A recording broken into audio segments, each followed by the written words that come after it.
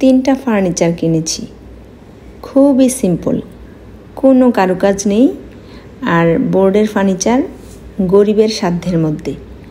3 পাল্লার শোকেস, ছোট্ট একটা ড্রেসিং টেবিল, 1 পাল্লার একটা আলমারি। এই 3টা ফার্নিচার কাঠের হলে অনেক টাকা লাগতো, একটা ফার্নিচারের দামও হতো না। তো সেই হিসাবে আমি মনে করি বোর্ডের ফার্নিচারই ভালো। কি দরকার এত দামি ফার্নিচার? দেখতে তো এটাই বেশি সুন্দর কাঠের চেয়ে। এমনিতেও 10-15 বছর পর পর ফার্নিচার চেঞ্জ করতে হয়, তো সেই হিসেবে বোর্ডের ফার্নিচার 10-12 বছর অনায়াসে যাবে। তো বন্ধুগণ, কেমন হলো ফার্নিচারগুলো জানাবেন। তবে আমি কিন্তু খুবই খুশি, খুব স্যাটিসফাইড ফিল করছি।